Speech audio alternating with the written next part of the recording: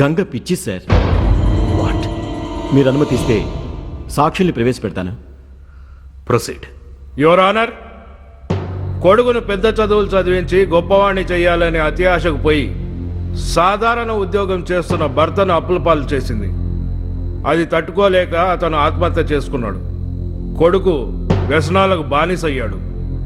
ఇవన్నీ తట్టుకోలేక ఈమె పిచ్చిదల్లా మారింది. Yes your honour. నేను బాధ్యతాయుతమైన ఈ నియోజకవర్గపు ఎమ్మెల్యే. నాకు గాని నా తమ్మునికి గాని గీ కేసుతో ఎటువంటి సంబంధం లేదు. గీ పాగల్ది నన్ను నా తమ్మున్ని కేసులోకి లాగి పరేషాన్ చేస్తుంది సారు. అయ్యా, భర్త లేని ఆమె పిచ్చితో వీధుల్లో తిరుగుతుంటే మేమే తీసుకువెళ్ళి ఆసుపత్రిలో చేర్చాం.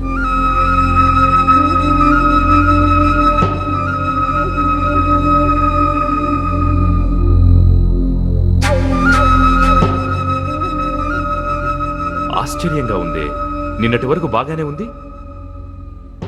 ఏమ్మా, ఆయన చెప్పేది నిజమా? నిజమే. అబద్ధం చెప్తే కళ్ళు పోతాయిగా. కళ్ళు పోతే చూడలేం కదా. చూడలేకపోతే నడవలేం. నడవలేకపోతే ఇంటికి వెళ్ళలేం కదా. అంటే నీకు పిచ్చని నువ్వే ఒప్పుకుంటున్నావా? ఒప్పుకుంటున్నాను. నాకు పిచ్చి. నాకు పిచ్చి. నాకు లేదా పిచ్చి? మీకు కూడా ఉందిగా. ఆయనకుందా?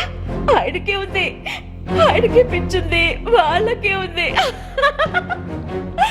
అందరికీ నా అలాగే పిచ్చుంది.